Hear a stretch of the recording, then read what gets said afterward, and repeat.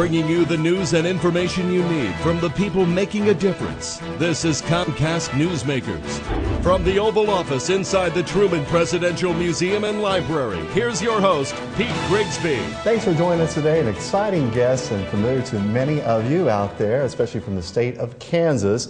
Julia Lynn, Senate Republican from the state of Kansas. And your first term began in 2006 in November, that's yes. right. You've been quite busy since then as I kind of read up on your followings and so forth. A lot of questions. Let's get right to it. And thank you, by the way, for joining us. Thank you. This is nice a pleasure to meet you. First time, face to face. Absolutely. Thank you very much. Let's talk about this listening tour. Now, this is something I was reading about this, and you'd like to go out and physically meet your people who you represent and work with. Is that correct? And that seems a little different than what I'm used to hearing about other politicians, especially. Mm-hmm.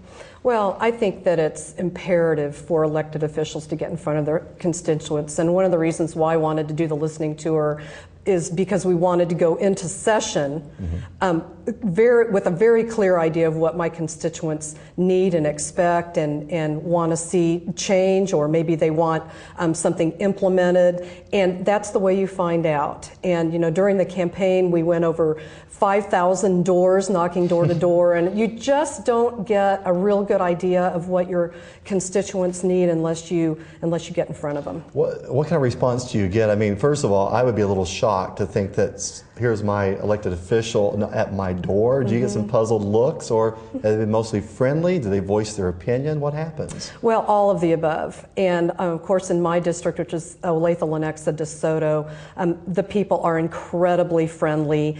And I think that they are a little bit surprised when they see you at their door. And in fact, one woman said, I can't believe you're standing at my door in t-shirts and flip-flops. You're just like one of us.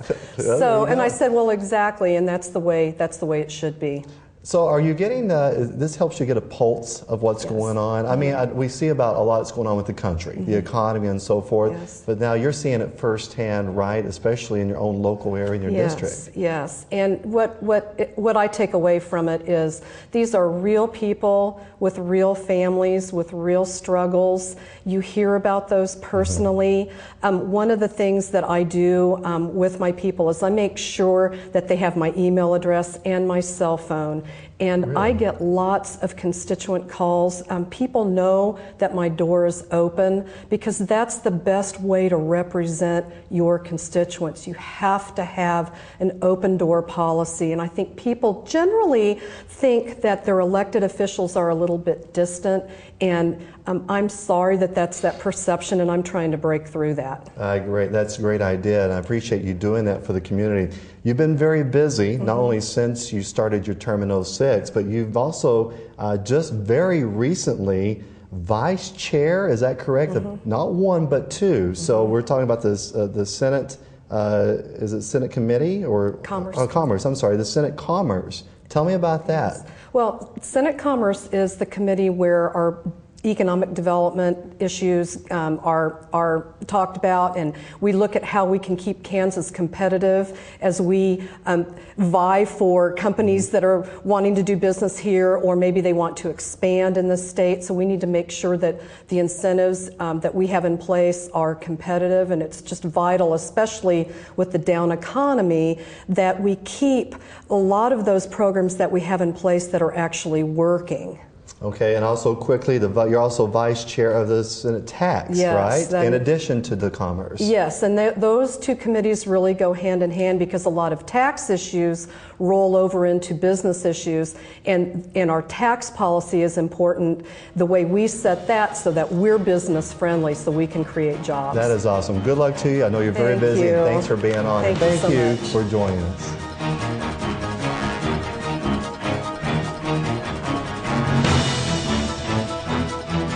The preceding has been a presentation of Comcast Newsmakers.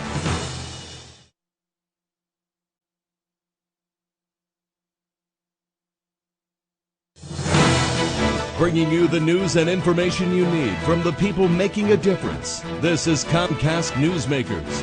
From the Oval Office inside the Truman Presidential Museum and Library, here's your host, Pete Grigsby.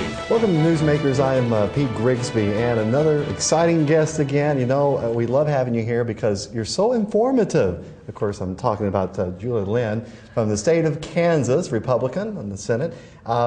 Let's talk about a couple of the, last time I spoke to you, we didn't have enough time, but you've been busy, I know that, since '06 was your first term, beginning November of '06. But this new vice chair position that you now hold, and it's not for one but two, is for the Senate Commerce and also the Senate Tax. Yes. Educate me on that a little bit and what that entails. Well, the Commerce Committee is one of the most important committees in the Kansas Senate because it deals with workforce development, job development, bringing companies to Kansas to do business with us.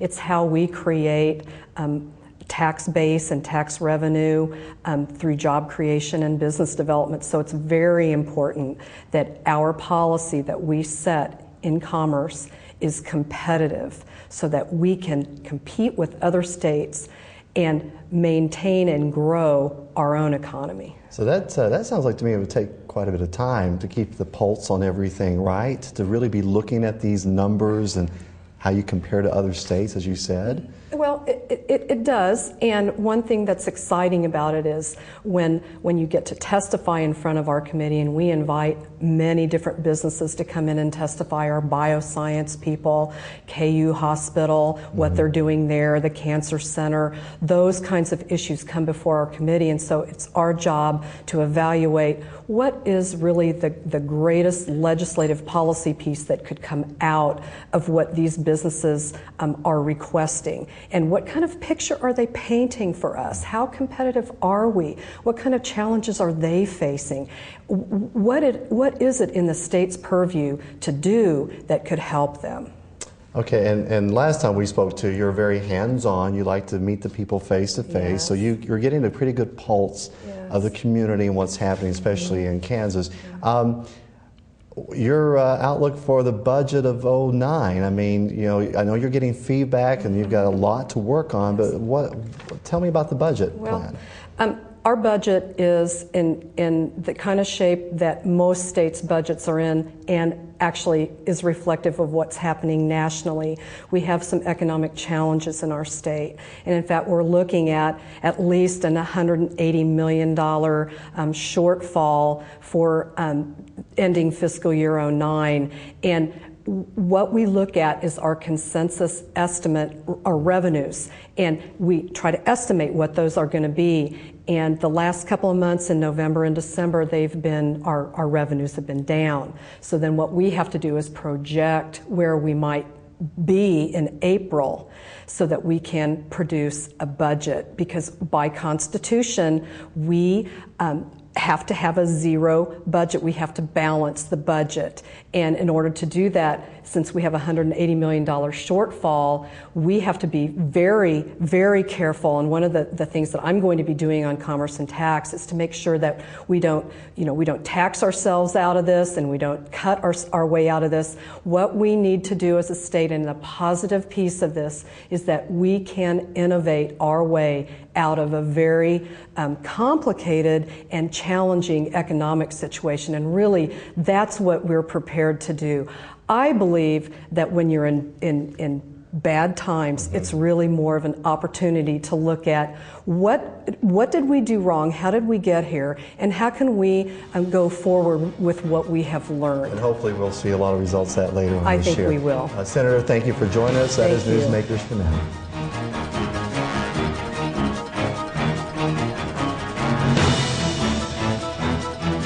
The preceding has been a presentation of Comcast Newsmakers.